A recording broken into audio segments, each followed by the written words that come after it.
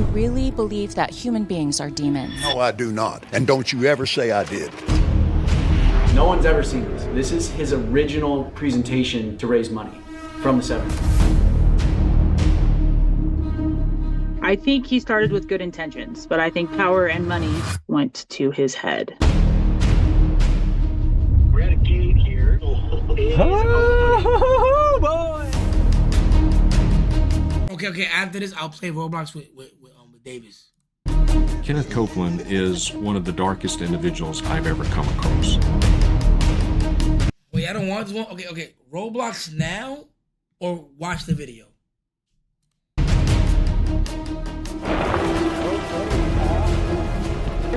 Off the property now.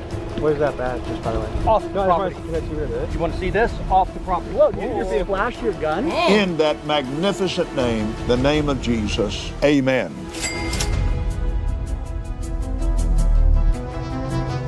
Kenneth Copeland. You might recognize him for his interview on Inside Edition. I'll be watching this video. Do you really believe that human beings are demons? No, I do not. And don't you ever say I did. He's the guy that claimed to defeat COVID-19. COVID-19? COVID-19! He speaks in tongues. And he claims he will live to 120. I will live and preach this gospel till I'm 120 years old. And he's not joking. And would you know, folks, that Kenneth Copeland is America's richest pastor, with estimates of his net worth ranging wide $300 million to nearly $1 billion. And today, we're diving into a series of disturbing allegations concerning Copeland and his church, Eagle Mountain Ministries. Allegations like that he allegedly used church donations to build a private oil empire that rakes in millions. That he promised his donors a Christian retirement community, but instead, all that money allegedly went to things like this. So we flew to Dallas, Texas to infiltrate Kenneth Copeland's empire and expose the truth about his ministries. We teamed up with Nate of the Religion Business, who has dedicated the last few years of his life to exposing people like Kenneth. From standoffs on his private tarmac to uncovering his private hunting grounds, we show you the side of Kenneth Copeland that he has Yo, how old is he though, Chad? spent his entire life trying to conceal.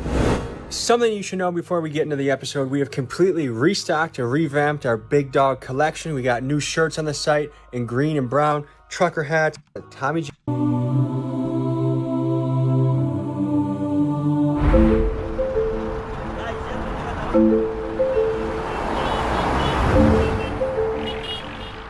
$7:30 right now, Sunday morning in Dallas, Texas. In about 3 minutes, we have a guy named Nate pulling up who's part of something called the Religion Business. He's made it his job to bust out the nonsense that's happening in nonprofits and churches around the country and even the world. Nate suspects that Kenneth Copeland is actually a fraudster, allegedly, and that this is a man that we need to investigate, look into, and make sure we understand what is happening with all the money flowing through his church, all the broken promises, and how is a pastor worth nearly $1 billion. What is up, brother? Good to meet you too, you? man. How are you doing? I'm doing good. I've got a really big 30 by like 40-inch map of his property, so we'll block it out. I think Scoped out, it sounds. Oh yeah, we have this place down to the roads.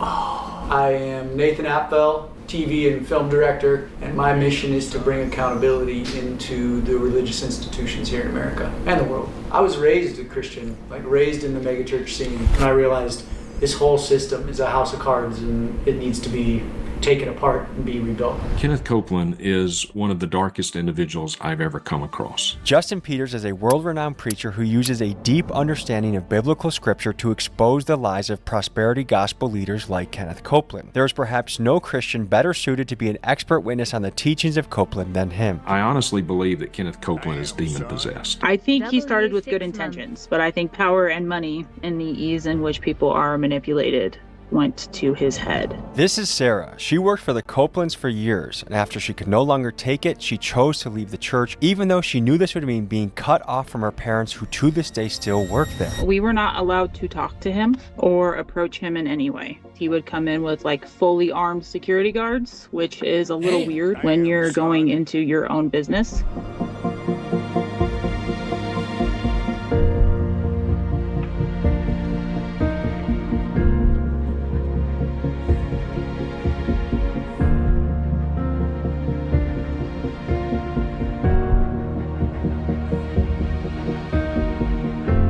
Okay, sign. We've been looking at Kenneth Copeland for several decades. This is Pete and Barry. They are private investigators who have spent Everybody spam Damn, son. okay, sign, cause he know what he did. decades looking into Kenneth Copeland, and I was shocked by some of the things they had dug up about Kenneth. When my boss, Ole Anthony, sat down at breakfast with him trolling. in the 1970s, Kenneth Copeland ordered pancakes. He handed them back to the waitress and said, "God doesn't want me to eat cold pancakes." And everybody thought he was joking, and they looked at him, and everybody looked back and forth. He was serious. He was dead serious. Kenneth Copeland has been raising money since the late 70s for the revival capital of the world, which is this. This is his sanctuary. So for 44 years, no one's ever seen this. This is his original presentation to raise money from the 70s. He used to mail this to people, to millions of people in the US, and ask for money. There was never any real plan or any real push to have any of that done. This is Melissa, another former Copeland ministry employee, and she spent 6 years with the church doing things like admin work, marketing, and ministerial relations. Kenneth Copeland planned to build 6 things on this property. A ministry facility, which is the church building, the headquarters, his Kenneth Copeland and Eagle Mountain Church's headquarters, a resort hotel, paying members to use, the Kingdom Park, a beautiful park to use, his radio and TV center, and Wisdom Heights, which is a retirement community. So you give to me, and you will be able to live in our retirement community, and all the while, you'll get to come and watch broadcast TVs, our recordings, you'll get to live and enjoy the revival capital of the world. Part of the revival capital of the world was actually finished, but most of it was not. How are we going to penetrate this operation? The main road's here. There's a railroad crossing here. We're going to come in. This is the main highway right here. I was ordering food, chat. This is the gate. There's sometimes a police officer stationed here, but the gate's open because there's going to be a couple hundred people pouring through here. Do they have this police paid off? Like, are they paying this guy to watch? They do have private security for the whole property, so we're going to come right through here. These are all the parking lots. Chat, order food if you have food. For me, don't eat it yet. Wait for me to get my shit so we can eat it together. Lots for the church. You're going to walk into the building. So there's a gate right here.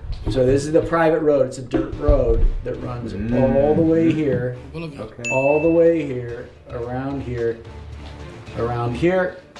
and we can either jet down through the tarmac and come around to his house, or we could take this back road and kind of walk through here. My shit say 40 minutes, bro, max. It says 21 to 40 minutes, so let's see. But I say we just stick to the tarmac, dude. The tarmac it is.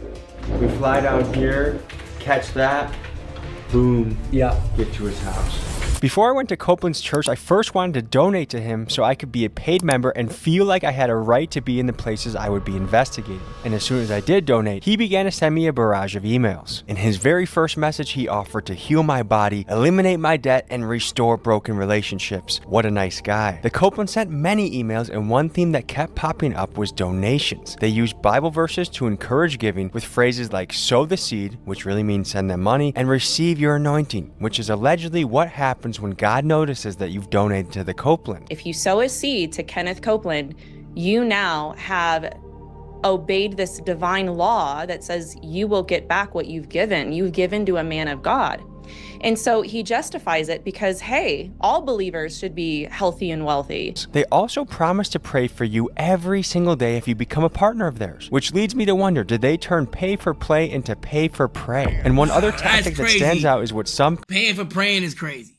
Call strategic generosity. You see, the Copelands offer you free little promotional items like an audio file from Gloria or a welcome box with their magazine of them in it. And some say that these small gifts are given with the intention that it will trigger a sense of obligation for you to send more money to them. And it's a clever cycle. You give to them to get blessed from God, the Copelands get your money, and somehow faith becomes a financial transaction. What are the odds they're going to get police there? I bet security is going to catch us before we even get there. I think we need to change our attire. I agree. Let's get ready for church.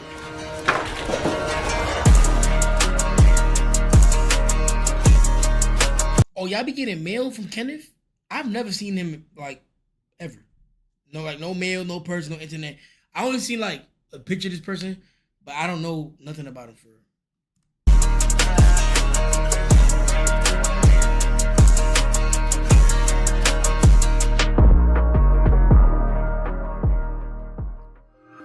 I grew up going to, in what was at the time, one of the biggest mega churches in the country, Willow Creek Community Church. Thousands and thousands of people in a huge auditorium. There was escalators in the place, restaurant, cafeteria, bookstore, basketball courts. It was amazing. I've never had that, like, oh, I have a spiritual connection to God. And so I fell away from the church as I got older. What do you think it is that makes someone continue to give money to a guy that already has private jets, a 19,000 square foot house, and much, much more?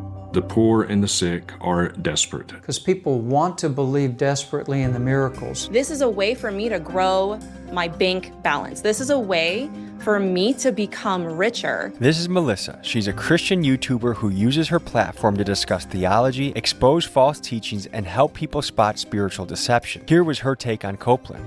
What you give, you will get back. And if you can teach people that, if you can shut down their ability to even understand what the Bible actually teaches about it, and their ability to critically think, then that's an easy given that I believe that. Morning. If we're trying to get a Bible before the service, is that the Bible store over there? The bookstore? Oh, the bookstore? Yeah, just go in the main entrance and it's right to your left. Thank you, sir. So they're a decently well organized unit. All right, well, infiltrating, we're going in. Oh my God, we'll see you in about 45 minutes. Sir. Drama chat, why you say that? Why you say drama chat? What you live for in this world. Dude, this is what happened? Okay, guys. I'll see you. I'm gonna go to the bookstore. How you doing, sir? What happened? How you doing? What happened? What happened? What happened? What happened?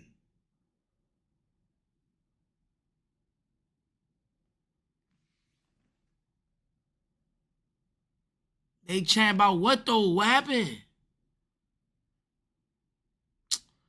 Bro, nigga, what happened? So now nothing happened. Mother, what happened? Mother, what happened? Bro, what the Oh my God. Oh, thank you very much. Good morning. Good morning. How you doing? How you doing? Is there a way to buy a Bible right now or no? Is the bookstore closed? Oh, bummer. I go get my Bible out of the car. I was hoping to buy one here. Nah, cause they said top of the morning to you. They said How are great. Yo, lock in, bro. Just lock, bro. Cause somebody said drama. So what? You know, we would. What we doing? What we doing? Like what we doing? But clearly it's nothing, my nigga. So, all right, lock in, chat. Lock in. Good morning. How are you? How are you?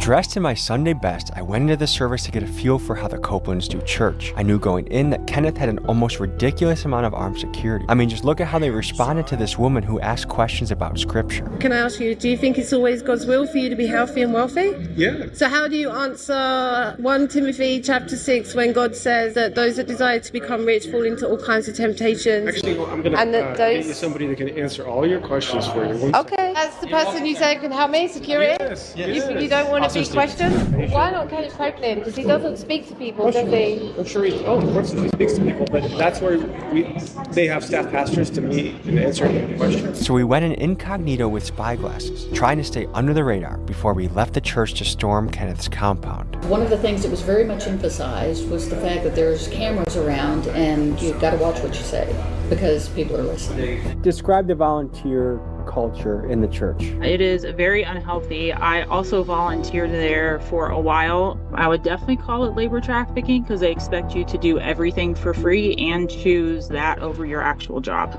Love is king, Jesus is Lord. It's exciting. You can't stay, well that's fine. You can put that in our victory is not in and of ourselves. Our victory is. You might be wondering, where is Kenneth? And the truth is, Mr. Copeland is rarely seen preaching at Eagle Mountain these days, and his daughter Terry has more or less taken over as lead pastor. They used to put out reports that would let their partners know this is what we spend on missions, this is what we spend on employees, that type of thing. And when George and Terry took over, they decided they did not want any transparency at all whatsoever. So even percentages, not even with numbers, None of that is, or at least when I was there, was not available to the public.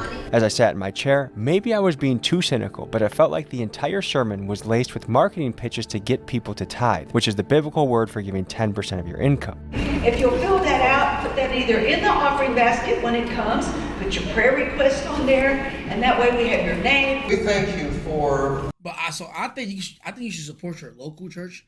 But I ain't gonna lie, these mega churches I ain't never really been a fan of mega churches. They be losing the plot, bro. I ain't gonna lie, like, they just be losing the plot. But like a local church that's like locally in your bro, I feel like it's wavy for me. Cause like local churches, bro, like they be doing community shit, bro. I ain't gonna cap, bro. But these big ass churches, it's like 1,000 people in that room, bro. That shit big as a fuck, bro. The ability to grow in wealth. You see, Kenneth and other prosperity gospel preachers have morphed tithing into this weird formula that essentially if you give money to them, an anointed prophet of God, that it will somehow translate into God then deciding to multiply your income. Now, some of you may have been expecting a bigger auditorium, and what you have to realize is most of Kenneth's audience is watching through TV, hence why they call him a televangelist. And in his church, he had dozens of ushers who also double the security, many of them probably armed, but most importantly, their job was to approach people sitting in the back and bring them up to pack the front of the church. The reason? To make the audience look filled to capacity for the people watching on their TV back home. The longer I was there, they started limiting bathroom breaks. You're not allowed to approach certain people. You're expected to all act the same, dress the same. They expected all the body shapes to be the same, telling people they were poorly representing Kenneth because they were a little bit overweight. We're in a most important time in this nation. We need to know how to vote. A quick note, folks, there's something called separation of church and state. One way that churches keep their tax-exempt status is by avoiding direct political endorsements. But here at Eagle Mountain, you see classes aimed at educating their members on how to vote. And Kenneth Copeland himself makes his political leanings pretty clear. Here where he mocks Joe Biden. The media said Joe Biden's president. And here where he attends a Trump rally. I copied his suit.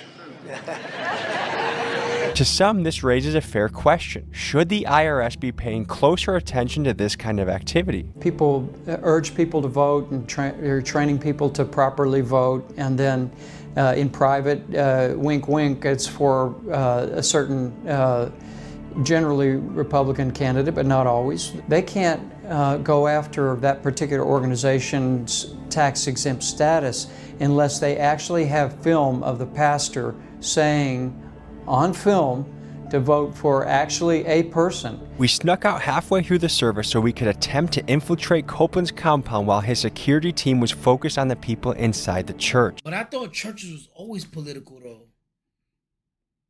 I ain't gonna lie, I thought churches was always political, bro.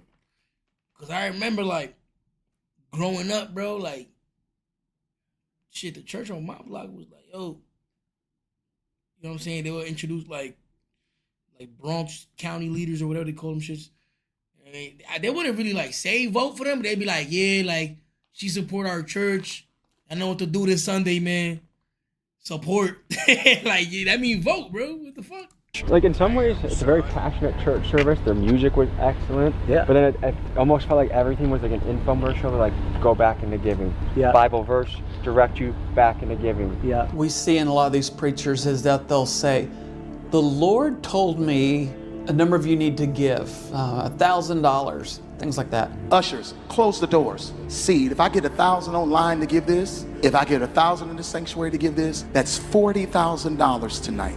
I don't for a minute believe God is speaking to them like that. Bro, there's no cap. I think the church to be political because it kind of almost makes sense in a way, because it's like if you a church and you think that such and such person getting in whatever they think is like they op, right? If they think that person gonna get in a position of power and they think that those policies like demonic, they gonna basically what's that called, chat? They gonna basically tell the people, yo, vote for some. Am I bugging? Because I feel like I've seen that before. I feel like I've literally seen that. Like I feel like churches definitely be pushing like, yo, for me, because if you don't vote for this person, you know what's going. I'm saying? I feel like I've seen that before. I feel like I've seen that. Nothing like that in the Bible. I really don't think you could listen to a single sermon by Kenneth Copeland or one of these other prosperity preachers where money is not, if not the focus, at least mentioned. Churches are not required to file 990s. Some provide a church financial statement or an audited financial statement to the donors. Sometimes they'll just have a brief summary and an annual report. Brother in arms of the I'll pay my taxes, chap. Freaking get it, okay. Get it. It's gonna be fun, boys. While everyone else is worshiping in full swing, we're using that cover to get in here as deep as we can. So if you go to the right here, there's an oil platform. Oil field right there. Look at this beautiful farmland. Who would have pay your taxes, Maud? Parishioners were paying for this beautiful farmland off of the... Oh, we got a gate. Go another way around. Oh, it's opening. Oh, boys! I think Kenneth might need to raise some money to patch some of the concrete here, the asphalt. It's so kind of him. This gate opened for us. Let's see if this gate opens. It's a parsonage. So, oh my gosh. Woo! This is the road that leads to Kenneth's home. Yep.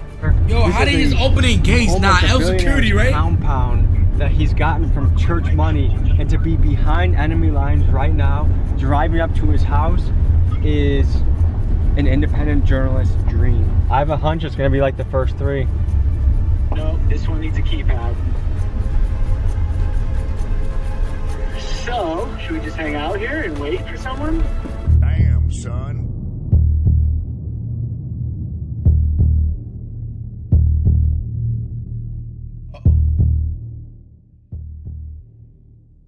Folks, you should know that on this mega mansion you see, Kenneth Copeland allegedly pays no property tax at all. That's because this house is claimed as a parsonage, which is a property that the church owns and provides for their pastor, which makes sense for most American pastors where the average salary is a modest $52,000 a year, and thereby provides housing for their pastors living a life of sacrifice. But should these tax breaks be used by the ultra-wealthy like Copeland, who for years now has avoided paying what should be a six-figure tax bill? You tell me in the comments. Have you ever been to his parsonage? The house? No, I never have. Has many employees?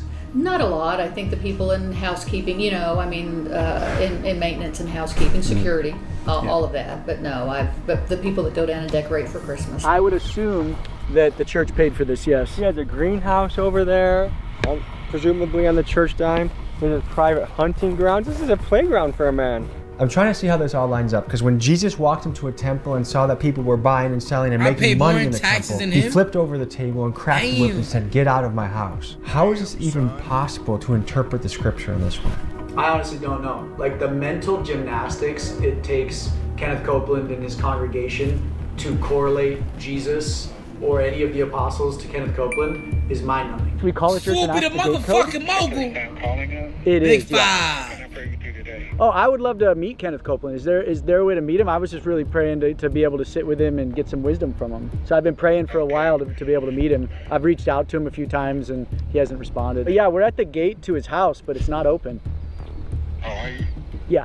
I'm not sure how that works. I think the best thing that you can do is come to the church. Oh no, we're already by his house. We're at the there's 3 gates, and ironically the 2 first gates opened for us, and I see that as an act of God, to be honest. Like he wanted us to meet him at his house, but just the 3rd gates, it takes a passcode and I don't have it. Do you have that passcode? You would have to go to the church. Oh, okay. We've all become members. I donated $69 this morning. I'm a member. But the issue with this shit though is that this shit be like, what's that word, bro? Like, because of the pastor doing weird shit, it pushes people away from the faith, bro. Like, it then push people away because, like, damn, son. Like, it give people a talking point, my nigga. Like, it'd be like, well, you don't see this person. It's like, nigga, not every pastor on that type of time, man. That's just, you feel me? That nigga corrupt. You feel me? The same way how police officers not supposed to be corrupt, bro. And they be corrupt. You feel me? It's the same way how politicians is not supposed to be doing shit on some weird shit and they still do. It's the same shit. Damn, you feel me? So it's like, I can't generalize. You feel me? TF up. Yeah, he running it up on bro. I can't generalize everybody. You know what I'm saying? You know what I'm saying? Like, you just can't generalize, bro. It's up, but it's like, I just can't do that. That's not fair, not only to me, but like everybody else. That's crazy. 69, that's a big number. Good for you for your first donation. A biblical number, some might say. So we've been praying for the gate code, but apparently it's another road, but it'll have the same height. God's busy right now. 100%. So we're gonna go to the private tarmac that he has, named after himself, and we're gonna further explore. Kenneth. Oh, Kenneth. When we discovered there was this huge mansion on the property, church members would call us when it came out in the news and said, we didn't even know about his mansion on the property. We've had informants tell us that it's got a sweeping spiral staircase like you would see in the old movie Gone with the Wind. It's got a bridge across the living room, and the Kenneth Copeland's closet is approximately 35 feet by 20 feet, something like that. Nah, facts, Ron. I ain't gonna lie. I'm hoping I don't get fried this time. Because every time last time I said a joke and they literally just fried me, bro. They took out the shit, made it look, they did a thing, caption, boom, nigga. Them niggas went viral with that one. Bigger than most people's living room. This is just a man's playground is really what we're on right now. People donated money so they could have a retirement home, a park, this biblical paradise in a way. They believe in this message that this was going to be the city for us to come and gather and celebrate Jesus and the Lord and his love and his mercy. But instead, it's just some rich guy's playground. What kind of letters would you get from people asking, they talk about the letters asking for help? We used to Is Tommy G atheist or like agnostic or something? get a lot of like, I can't pay. Because I feel like he's more like, he pissed off at Kenneth, but he also like not with like the religion completely. Like he's like, oh, nah. Like, it gives me a vibe of like, he not fucking, you know what I'm saying? Like, I feel like, once again, just because Kenneth's a weirdo, don't mean Jesus Christ a weirdo. You know what I'm saying? My rent, I just lost my job. Like, here's a copy of my lease. Can you pay my rent for this month? And how often would he help these people? Hardly ever. On average, I would touch probably 8,000 pieces of mail a month. I maybe saw 3 or 4 that got helped. Yeah, Everyone else is, no, total. In the 2.5 years? Mm-hmm. We're on Kenneth Copeland's private tarmac. Let's check it out.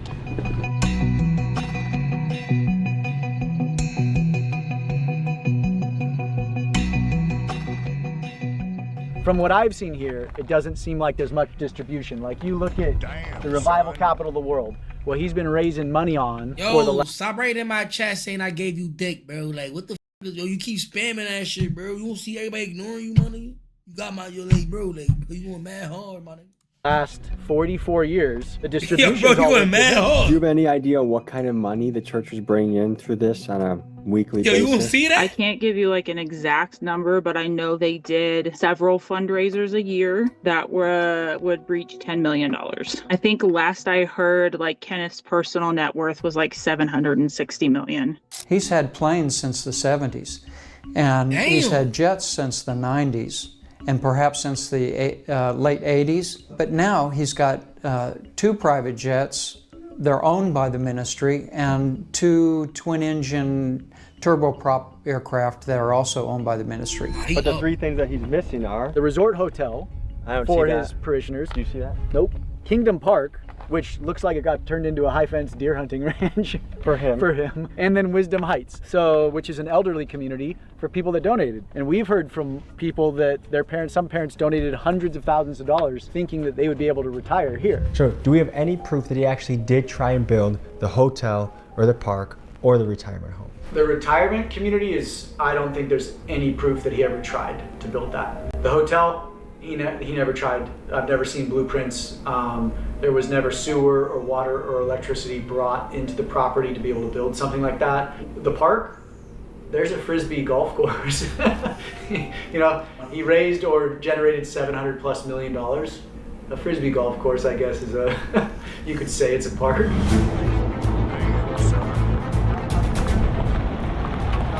Who are you guys? We're all tithers. We were just trying to see the parsonage because we've never seen any documentation on it. Why are you out here on the runway? The gates are all open for us. We were just cruising around. No, you cannot be out here. This is an active strip. No, it's not. We know it's not. No, this is active. It has to be repaid. It's active. Listen, I get you're out here to expose stuff. I get that. He was supposed to build all this stuff. I'm aware. Listen, it doesn't matter. What matters is that you are on a private airstrip on private property right now, and I need you to leave immediately. But we're paying members of the church. If you don't leave, you're going to be criminally trespassed by the police. Get in your vehicles and leave now. No, I want to ask him about the Resort Hotel, Wisdom Heights, and the Kingdom Park. Is the Kingdom Park the Frisbee golf thing up there? Hey, that's a work in progress, so just don't worry about it. For 44 years? Dude, this shit feel like a script. It's a joke to you. No, I think the joke is a guy pretending to be like the power of Jesus Christ is secretly bawling while all the promises he made seem to have not come to fruition. Well, take us to the church and we'll go to the church. Yeah, just go right out this gate. We're going to go out work this in gate, progress. guys, and head to the church. We're going to head to the church right now. Okay, pal. We're just a couple parishioners. Yeah. Off the property. Oh! Where's that badge? You want to see this? Off the property. Whoa, did you just flash your gun? We want to see your badge. No. You did. Jack crap. You did. Get off the property. Okay. Are you police? What did you flash at us? Doesn't matter. You literally threatened us with your gun, dude. Okay, look, he's doing it again. That's No. Is that a sheriff or a fake badge? I'm not. We're unarmed. You are. Put your other arm up. You do not belong on the property. How did you get on the property? There's literally gates that you pull up to and they open. No, there's not. There it is. How much do you want to bet we rolled the whole time? You got it. Please stop. What are you? How? Let me ask you. Really, guys? Seriously? Yeah. What are you doing out here? Like the church. We're members. You go to church here? Yeah. And we're tired. Bro, this shit feel like a script. Like, yo, bro, like, nigga, like, why you just there? I feel like it would have been. I don't know. It's a little funny, bro. Members. Really? Yeah. Let me show my receipt. Receipt for I what? gave Kenneth Copeland $69 Okay, a great. considerable sum. Great. Doing that with the gun was a little nuts. Well, you know, when I get a call like this, what would you do? What was the call? The call is we got people on here that don't belong out here. That's what I got. Gotcha. So then when I pull up, I got a crowd of people, cameras flashing everywhere. What is going on? Yeah. And then Like, I feel like a nigga that's worth $700 million or $300 million, it ain't gonna be 3 niggas that's gonna pull up on you, gang. It ain't gonna be 2 armed and 1. It's gonna be like 15, 16. Like, it's gonna be a different bop. You feel me? I ain't gonna lie. Like, something fake off about this one though. I ain't gonna act, bro. Like, you know what I'm saying? Or maybe this the entry level security, and then if he passed that other gate, then that's the heavy one for real. I don't know. you're on the runway. Yeah. We'll get out the runway. We'll meet at the church. Holy shit. He jumped through. Like, you just not worth that much money, bro, and just, you know what I'm saying? Like, it's too, you know what I mean? Got on us. Everybody ain't AMP. I guarantee you, Kenneth Copeland got more bread than all them AMP niggas, bro. That guy looks like fucking psycho. Yeah, he was ready to fucking Kill someone. Kill us for Copeland, dude? Yeah.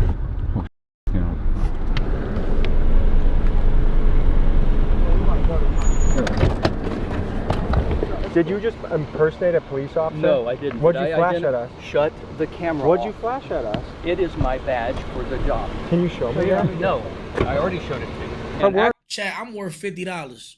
Actually, that's probably more dangerous than a weapon, isn't it? What? A camera? That's truth. What? I know it is. Is this another? Okay, guys, what do you want to ask? We were going with you to the church, but you pulled over. Yeah, I did. You noticed that. These are the 6 pillars that Kenneth used to raise all his money. The resort hotel he promised, he did not build. Kingdom Park, he did not build. He built the radio and TV center. He did not build Wisdom Heights. Where are we going? I'm saying he committed fraud. Allegedly. I think of all places you'd expect transparency, you would want it in a church. But the truth is, how KCM spends the donations it receives is something only they know, because churches are not required to file the Form 990, which is the financial disclosure form that other nonprofits must submit to the IRS. And the religion Kenneth claims to represent features its main character Jesus doing things like humbly riding a donkey into town and flipping over a table when men tried making money in the church, leading many to question question, in what way does Kenneth's lavish lifestyle resemble anything remotely biblical? And furthermore, how is Kenneth allowed to enrich himself while completely being shielded by a tax code that was designed to protect genuine religious work? The IRS has used 14-point criteria to categorize churches. And in the 80s, they were able to successfully prosecute a number of organizations that claimed to be churches that weren't, because they didn't have a membership that regularly attended the church. And nowadays, the IRS doesn't even want to investigate churches, and so Copeland's ministry is one of those that doesn't file a 990. So nobody knows, his donors don't know what's going on. How is the IRS not looking into him? That is a good question. I remember back in 2008, Senator Chuck Grassley attempted to do that. You know, in the United States, we have freedom of religion, and I'm grateful for that. But within, underneath that umbrella, you've got a wide berth there. If it's my religion to say, if you give me $1,000, God will heal you of cancer. If you're foolish enough to believe that, well, that's my religion. You agreed to it, so I'm covered. You can't come after me legally. You can't sue me. So what are you here to do? I'm here to point out a fraud. Yeah, that's not going to happen. Oh, I've got way more than this. I've got I'm more sure you data do. than... Why are you here? Because if we you've wanted got to go everything see. you need. Oh, I don't have everything. That's why I want to talk to George or Kenneth. Okay, that's not going to happen today. The only people that ever call me tell are him to Williams. shut the camera off. I can't. That's his job. Well, the next step is for you to vacate the property. I'm a paying member. Yeah, I know. $69 or no, that was Tommy. Tommy. Okay. $69. Whatever. Yeah, but we pay for it. I can show you the receipt. I paid $69 to this church. And as of right now, you guys are criminal trespassing. They've asked you to leave. After this, okay, that was getting heavy. You guys will no longer be allowed on this property. For how long? Extending up to a year. Up to a year? A year? Can we mark the calendar to visit you in a year? I think they'll mark it for you. That guy did flash a badge and his gun at us. Okay. I identified myself. We won't press charges if you invite us back into the church right now. Really? You're going to negotiate that on camera? I think that's fair.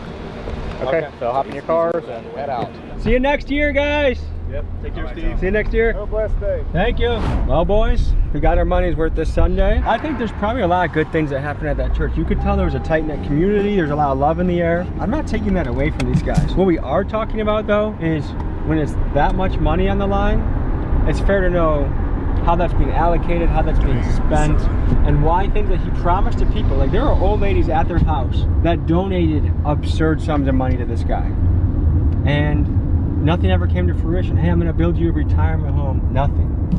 In an effort to get both sides of the story, we've reached out to Kenneth Copeland multiple times for an interview, but similar to Scientology, he typically does not do interviews because the results tend to be disastrous. But in the interest of fairness, I wanted to highlight the good Kenneth Copeland Ministries, or KCM, has done, and it was actually harder to find than I expected. I read through their 2024 report, and here were 3 major things that I found they celebrated. They distributed 84 million ministry materials, meaning things like books, CDs, and digital downloads. The report claims that they brought over 7 million people to salvation in Jesus Christ, and I learned that KCM has very strong ties with Israel and highlights donating surveillance equipment, security cameras, and tactical gear to their Israeli partners. Interesting. And after reading the report, most of KCM's charitable giving seems to be in the form of things like Copeland branded Bibles, sermon audio, and even a Copeland Christmas album, leading some to ask, is this really charity, or is this just self-promotion disguised as ministry? I'm here on the scene with private investigators. You guys have been looking into the Copelands for how long? For several decades. How do you think he came across the funds to get this kind of stuff? Well, he already had the property when they discovered that he got oil fields. That they were, when fracking was invented, and they discovered they had gas underground there. And so they started drilling in about 1995, and were hoping to be self-sufficient. But do we know what kind of funds he used to buy this? Do you know if it was church funds or otherwise? He raised funds for Revival Capital of the World in the 70s. Purchased the property. He says he got it for a steal. He flew over the property when he was flying back from Oklahoma, and said God told him that's going to be your property. And they discovered oil on it after they owned it. I heard the Lord, I was looking across there. I heard the Lord say, see that tree right over there? And I said, yes, sir. If you're looking at it from his point of view, God surprised him with the oil, why not use it, right? Right. Right. Anything to add to this My food almost here, Chad. My food almost here, bro. oil kingdom we see behind us?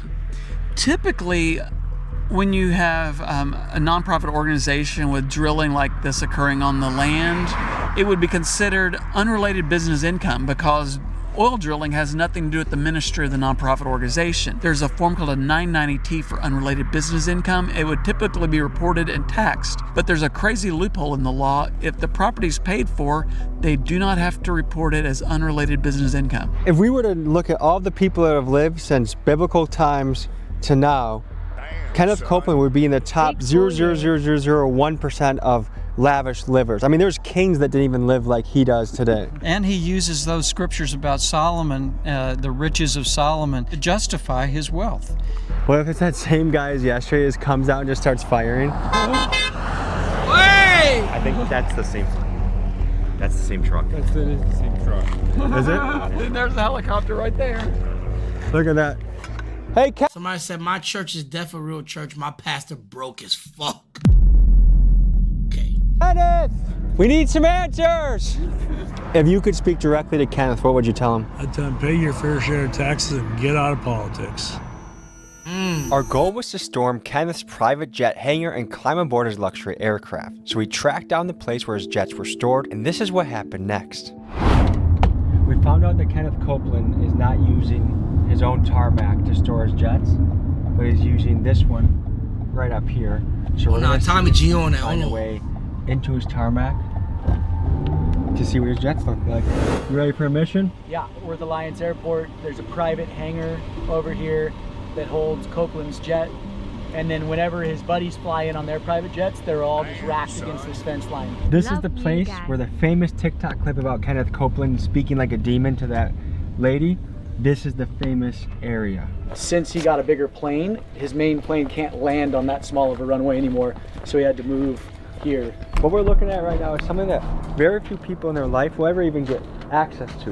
We're looking at a private airport. This is where the said Kenneth is a real demon, that's my fly out sandwich. of. And the thing is, some of those people here at this airport are megachurch pastors. Jesus told people to go out and sacrifice, to go out and give into the people, to go out and struggle and suffer. He had disciples that were on the road preaching that got persecuted, that got killed for spreading the message, living in great discomfort, living a life of sacrifice, living a life that they gave up everything they had for Jesus. Son. You guys tell me in the comments, does that fly with you?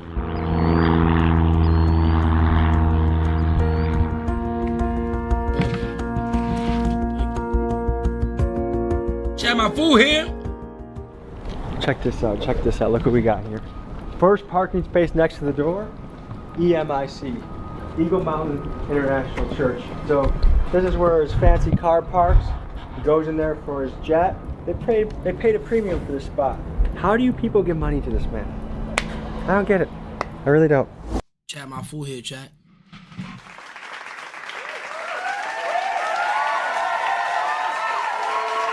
The question that comes to my mind is how in God's green earth does someone rationalize making almost $1 billion off the backs of their donors and their own church members when there are so many real issues in the world? Hunger, education, housing, mental health. That's what our church is supposed to do, is to help the community. But instead we have this son of a who is just racking up the income. Again, I'm not calling. Nah, with my barbecue sauce at, my nigga. Nah, bro, hold on. My barbecue sauce, bro. 22 months Love Gango crossed fingers medium skin tone True Pay. Nah, did me weird, bro. I ordered a barbecue sauce and a spicy sauce, bro. Yeah. You don't need it? Yes, I do. His members stupid, but I don't understand it. How does it feel speaking right now? And would you say there is a climate of fear to speak out against Kenneth Copeland? I mean, I'm scared, but that's just how I was raised, and I feel like it's breaking that tie. Is there a real fear that someone would come after you for speaking out against him? Potentially. What is it that you want the people to walk away with after they see this episode on Kenneth, but also the bigger problem of misappropriation of funds within the church community? There's a lot of issues in the system, in the religious system in America, but it has all the tools it needs to fix a lot of things too. American Christians are the most generous givers in the world per capita. They give more away to charity than anybody else. So that means that the Christian church has more resources than anybody else. It has more time than anybody else. So here's the crazy part. If reform was brought into the religious sector in America with these religious exemptions, the Christian church has enough resources, just if we stopped most of the theft in churches, to solve the top 30 global social issues, and it would affect no one's bottom line. You could change the world tomorrow. The Apostle Paul makes an interesting statement in 2 Timothy 3, verse 13. He says that evil men and impostors will grow from bad to worse, deceiving and being deceived. Both of those dynamics can be at work in the same person. Kenneth Copeland is actively deceiving people. He knows that he has given many, many false prophecies. I would tell Kenneth Copeland to repent. I would say to Kenneth Copeland, Kenneth, I don't hate you, but I do hate what you do. But if I could say one thing to Kenneth Copeland, it would be, dude, the church should be the most accountable, transparent organization in the world. Always getting It is the literal arbiter and voice of Jesus, or the manifested voice of that.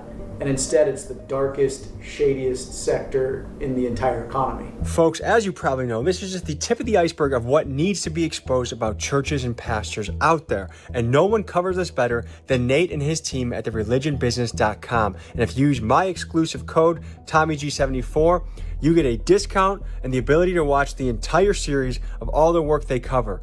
This is a really important issue, so I highly recommend you go to their website, buy the videos, buy the series, and check it out further. Thank you guys for joining. We'll see you next week. Peace.